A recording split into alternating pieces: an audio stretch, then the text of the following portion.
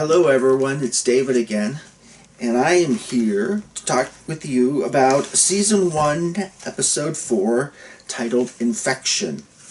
This one starts off as usual, or I should say as usual, but it'll start off with a little tidbit before it goes into the intro, and then kind of delves into the main meat of the episode, and so you'll see it kind of weaving little things back and forth. This one starts off with ISN, Interstellar News, trying to get Commander Sinclair for an interview, and she has a hard time nailing him down. She ends up having to talk with Garibaldi a lot, much to her chagrin, because she wants to talk to Commander Sinclair. And she said that, I think it was Lloyd's of London, talked about, most people said Babylon5 wouldn't last 2 years. The odds in Vegas at one point were 500 to 1 against Babylon5 surviving. Has a lot to do with the previous 4 Babylon stations. 3 of them were destroyed.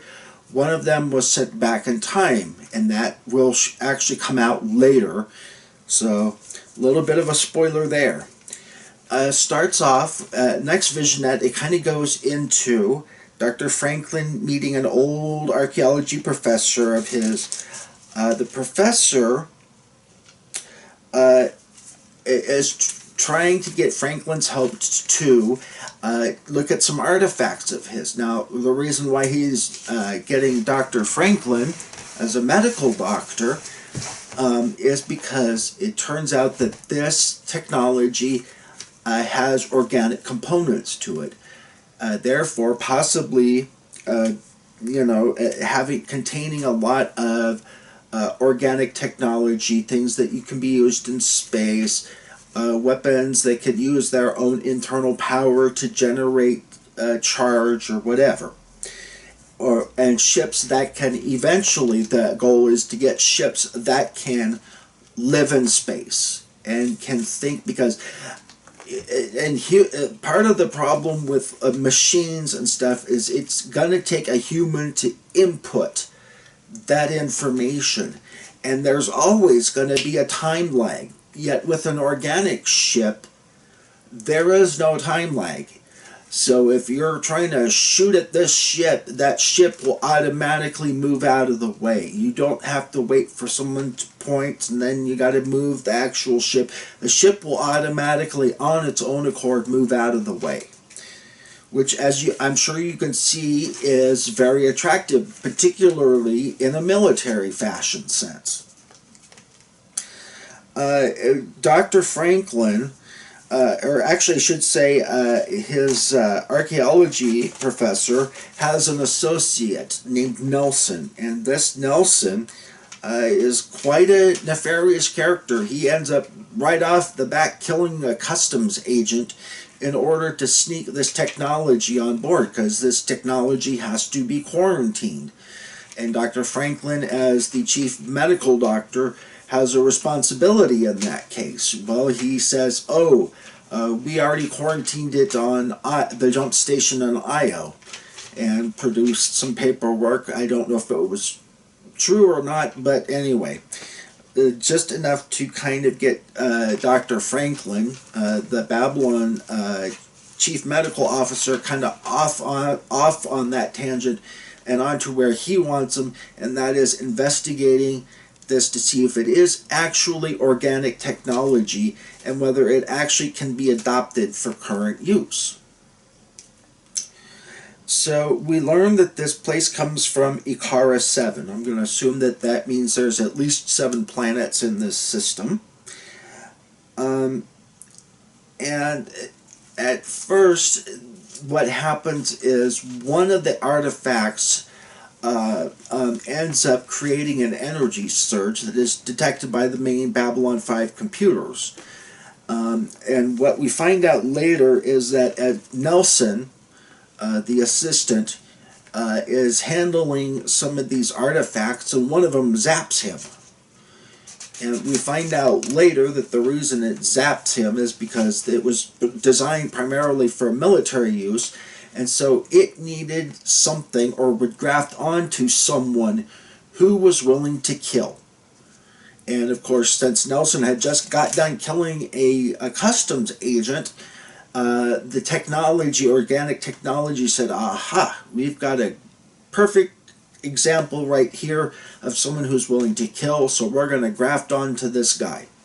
And so it zaps Nelson, moves him across, kind of blows him across the med lab, and it does so at, I guess, nighttime, when Nelson was the only one in the med lab. Now, I have to question, having been a registered nurse for many years, why is the main med lab closed on a station of 250,000 humans and aliens? That little med lab is bound to be packed, so how could it, how come this med lab is deserted at nighttime? But I guess Dr. Franklin must be closed after business hours and on holidays. So, reminds me, having been a nurse, I once remarked to one of the nurse managers I was passing in the hallway. I said, "You're never going to guess what?" And she goes, "What?" I said, "For the first time in 17 years, I've had Christmas Eve and Christmas Day off at the same time."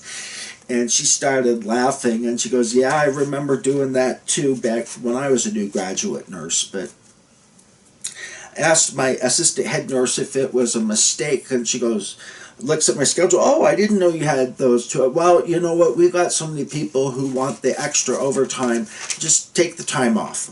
I'm like, "Okay, fine." Unbeknownst to me, about a year and a half later, I would become permanently disabled, and I would now have all holidays off. So anyway, evidently Dr. Franklin in his med lab closes it after hours. We find that Icarus 7, where these artifacts come from, has been dead for about 1,000 years, and we're not quite sure why at this point, other than to, as they're accessing the organic technology, they get little bits of information. And we now, or we know in this particular scenario, that Ikara has been dead for about 1,000 years. Hence why these things have not grafted onto anybody in the meantime, is because, it's 1,000 years, they've had nothing to graft onto.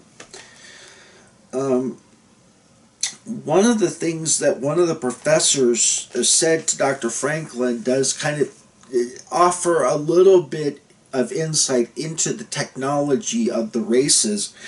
And he talks about organic technology, and he quips, the Vorlons have organic tech. Some say the Minbari do as well. And we do find out much later in this series that the Vorlons are very slowly getting the Minbari organic technology. And we'll find out much later in the series, and little tidbits here and there, but humans and Minbari end up becoming one species, and we end up developing organic technology together, and we become the Vorlons of the very distant future, over 1 million years from when these are set. But that's, of course, much, much later in the series. Nelson, when he first got zapped, he also gets zapped again, and this time the pieces of material are starting to graft themselves onto Nelson.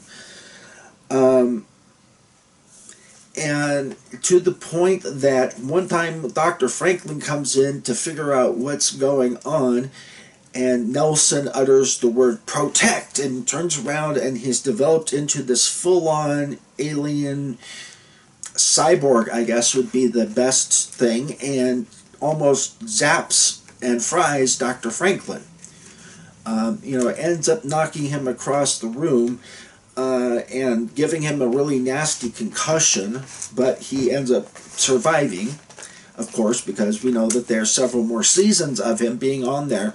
But one thing that kind of related, again, to personal life is Dr. Franklin very nearly collapses as he's trying to stand up, and the commander is trying to get him to go and rest for 24 hours like the other doctor said he should, but he ran into a very ornery Dr. Franklin, who wanted to work even when he's sick and really shouldn't work. And I've had episodes time and again in my professional life. I had, in fact, a doctor collapse.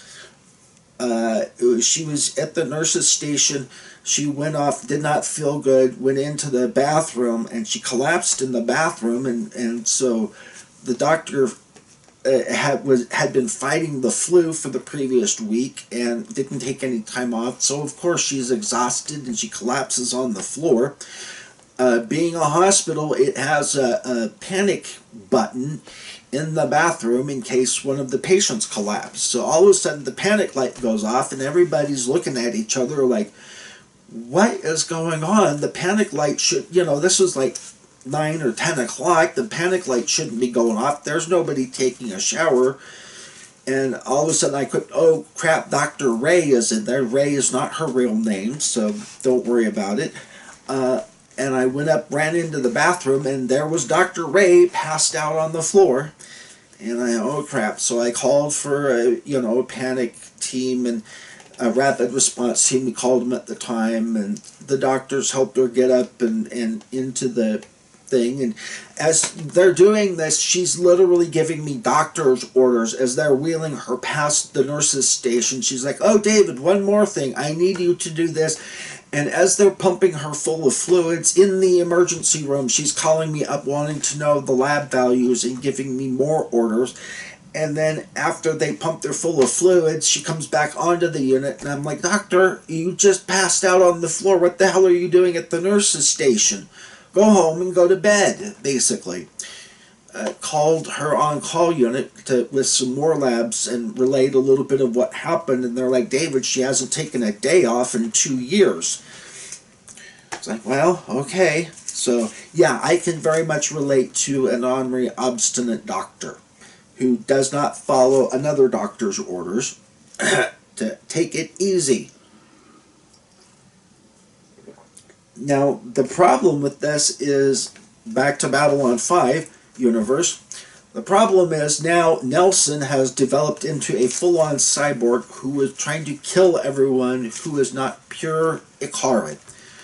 Well, what the hell is a pure Ikaran? Well, it turns out in this scenario that 1,000 years earlier, some guy named Tular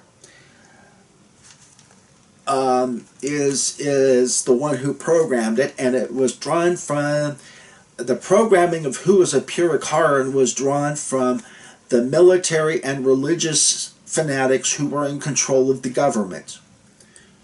Now imagine every country has their own of all the top military and religious leaders programming who is a pure American or a pure Brit or a pure Nigerian or a pure Russian or a pure Chinese person. There is no such thing. I can tell you in my own experience being a quote-unquote Caucasian. My dad's side, we are Russian and Irish and French, possibly some Cherokee according to my dad, but my oldest sister has not found any and she's looked through all the records. On my mom's side, we're part German and part Russian. I'm not a pure American, whatever the hell that means, even though I have brown hair, blue eyes, and light-colored skin. And if you look, there are Americans of all shapes and sizes, and just back then there were, I'm sure, Ikarans from their North Continent, their South Continent, their West and East Continents. There's no such thing. And that, as a survival for our species is concerned, that makes it impossible to wipe us out with a single virus or a single bacteria.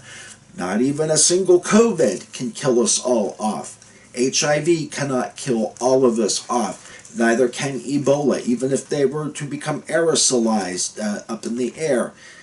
Still can't do it. Why? Because we have too much genetic diversity. And as we mix and match humans because of our ability to take a plane and be anywhere in less than 24 hours, that is going to continue the mixing. Just as in this Babylon 5 universe, there's going to be mixing, and there's going to be mixing with alien species coming in to mate with humans. And that, as far as the survival of the species is concerned, is a good thing. And I think this Babylon 5 wants to paint that picture for us to say, hey, just as there were no pure Icarans back then, there was no such thing as a pure human. And so that's the kind of thing that I think people are going to take away from this episode. Comment below if you agree with me. Yeah, I think it's a great idea, or dude, I think that's absolutely horrible, and state your reasons why. Don't just, take it on my say-so. As this doctor was going around, one of the things that is a little visionette is an ISN reporter was coming in while this mad Icaran's running around trying to kill everybody, and wants to do an interview with Commander Sinclair. Well, of course, Sinclair was right in the middle of trying to find out this, monster from 1,000 years ago is trying to destroy his station. Well, of course, he's, busy. And so he basically orders this lady off the deck, and she goes to charge in, and Commander Ivanova steps in and says to her, another mem that you're going to encounter is basically saying, don't. You're too young to experience that much pain. And like Ivanova is up to do, she's got the best mems, and there's another one. Don't. You're too young to experience that much pain. This episode kind of concludes, basically they go through the organic technology, and they find out that the original person that was, or entity that was granted, was a guy named Tular. And basically Commander Sinclair personally goes down to confront Tular, to attract him hopefully to an area of the station that they can blow out into space, so that this organic technology, because every time this guy shoots his gun off, it gets 20% charge, or stronger with each charge, and each charge the gap is narrowing between the time it takes him to fire his gun and then recharge his weapon. So basically what Commander Sinclair does is confront and talks to Tular, this entity, and says, hey, look, pal, there's really no pure Icaran, just as there are no pure humans or pure anything. You failed in your, in your original mission. And the guy's like, protect. I've got to protect Icara. And he's like, look, the body that you're currently inhabiting, this guy that named Nelson, he has been to your world. He can't lie to you. You've grafted onto him. He has to tell you the truth. Your planet's been dead for 1,000 years. And he gets through to this Tular, who, queries the Nelson part of him, and does in fact see that Tular, or Icara 7, his planet has been dead for 1,000 years.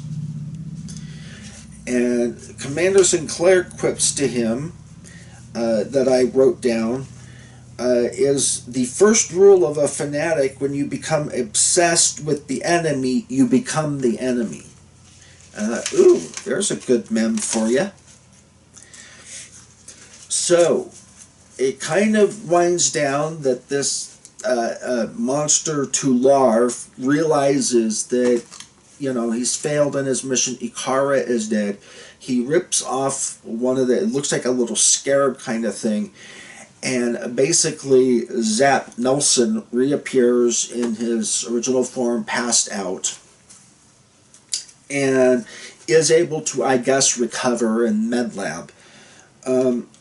Now, why this is important is, towards the end, we find out that the people that have been funding this expedition is actually a bioweapon supplier. something called interplanetary expeditions, which will become extremely important later on in the story arc. So keep that name in mind.